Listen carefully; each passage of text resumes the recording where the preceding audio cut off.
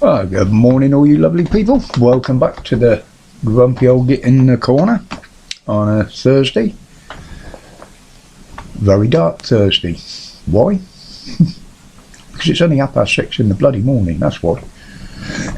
Was up very early. But what did I see from my notes? Well, yesterday we had another teenager lost their life to knife crime after a 15-year-old girl died from stab wounds in Croydon in London.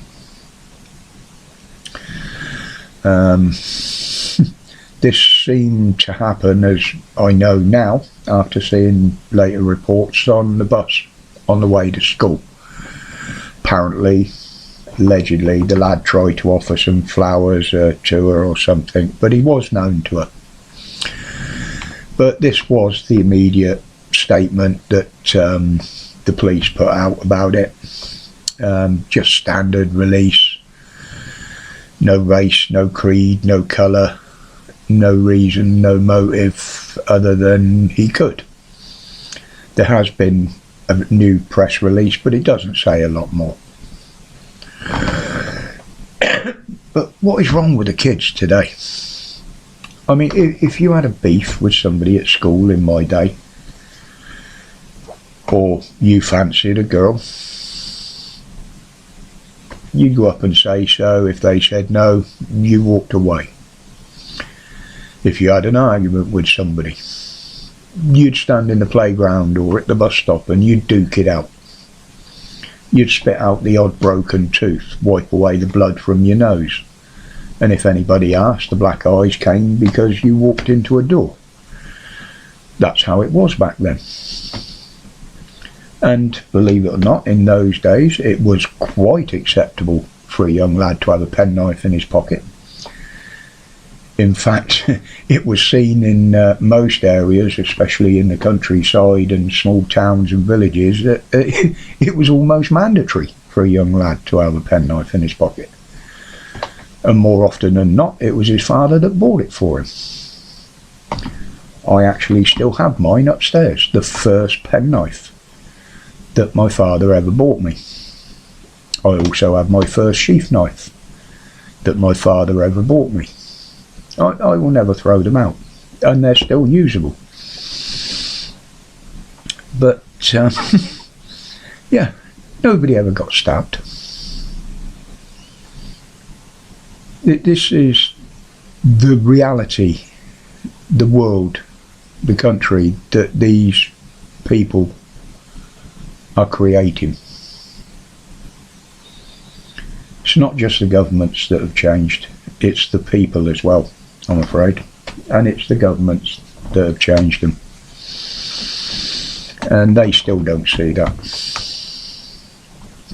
And all this after the first meeting of Carnage's Police Oversight Committee. Doesn't look well, does it, Carn? No, just like everything else that you do. Well, and the police. But we'll talk about those in a minute.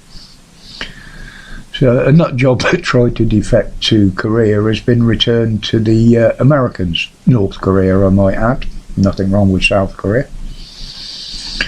If you live in North Korea, you probably don't think there's anything wrong with it, but the rest of the world does. But he's been returned to the Americans.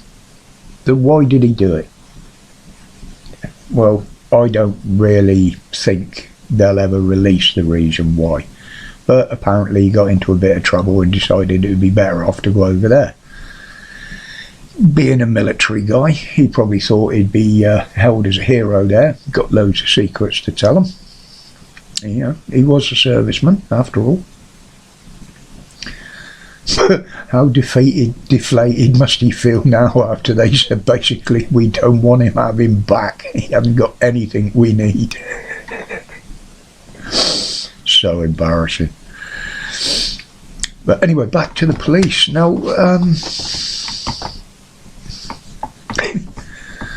what are they going to charge that guy with? Treason? I don't know. They tried to charge Trump, didn't they? Just a thought.